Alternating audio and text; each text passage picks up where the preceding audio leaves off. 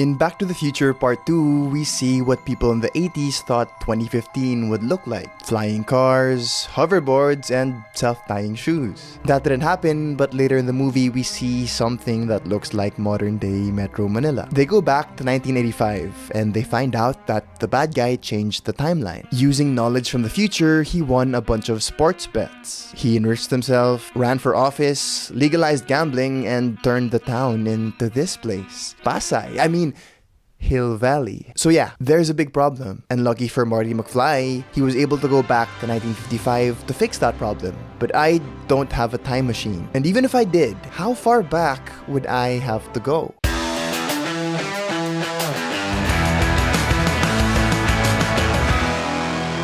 Let's get ready to rumble.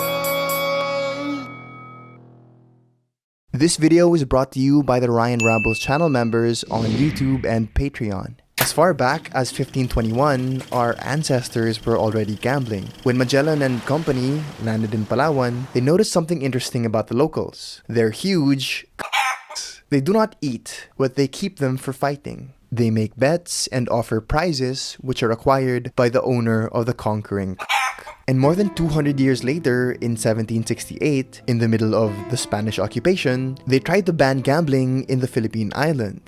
They shut down gambling houses, and any Indio caught gambling would receive 50 lashes. But even that didn't work. And when the American colonizers took over, sabong was alive and well, which they thought was barbaric. And they hoped that introducing baseball would replace sabong, but that didn't work either. So for over 500 years, gambling has been part of our culture. From lolas playing mahjong, to titos betting their kids' college fund on sabong, to school kids playing pusoy dos, and even in perya games like Beto Beto. And gambling addiction has been a serious problem ever since. In World War II, when money was kind of meaningless, my great-grandma and her friends would bet using properties. And according to the family lore, she lost an entire block on a single game of Pangingi, which was right in front of the Bacolod City Plaza, which is now Plaza Mart today. But in the modern age, gambling has gotten so much worse. Because you don't have to get out of bed, shower, dress up, and commute to the casino anymore. It's right there, on your phone. Especially with the rise of mobile wallet apps that make it so easy for you to cash in and cash out. Because now, anyone can gamble online, even if you don't have a credit card. And even if you don't actually have the money, these wallets can lend you the money. And thanks to this, online gambling exploded during the pandemic, with sabong in particular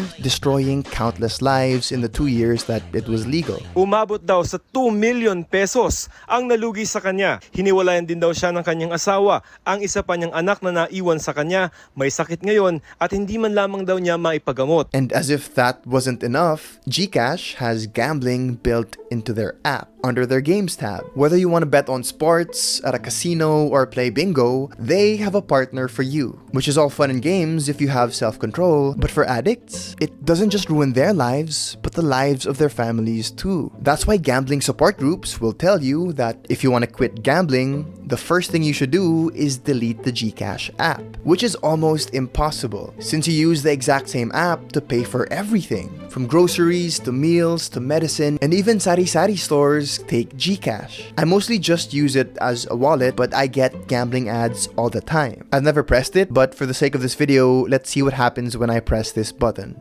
Wow.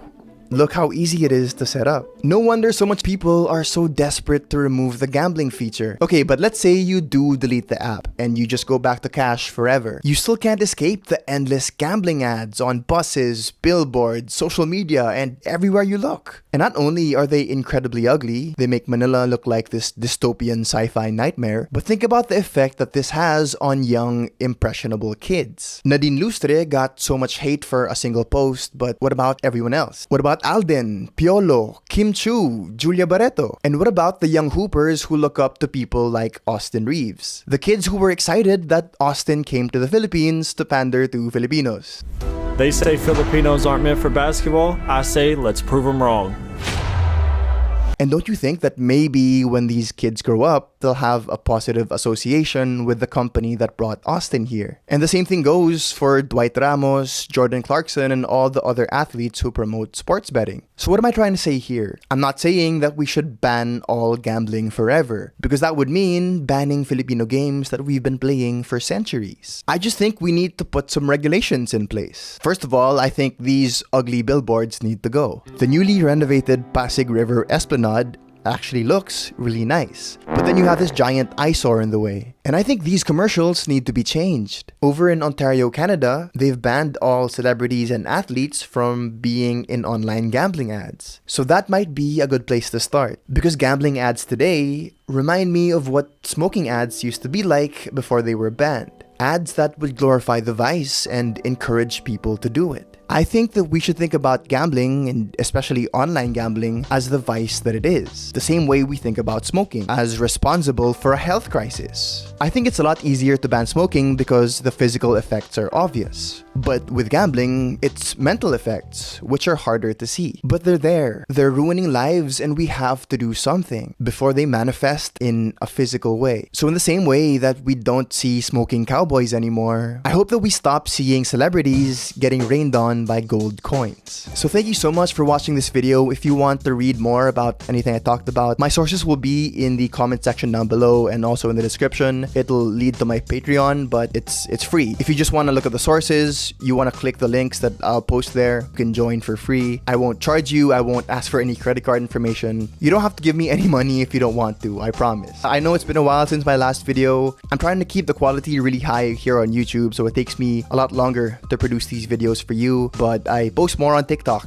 So if you want to see more updates from me, check out my TikTok, Instagram. And as always, shout out to all my supporters on Patreon and my channel members here on YouTube, but especially to the Mother Lily tier channel members, Ashley Martorino and Ma'am Gay Ace Domingo. You guys rock. You're so awesome. But till next time, peace and I love y'all. Hoy mga Pinoy, ito na ang medisina. Nagbabagong apoy, linagyan ng gasolina. Kaya't tinatanong pa ba kung kanino at sino ang tiyak na puntahan sa kulturang Pilipino? Ako na ang sagot, ang dakilang gamot.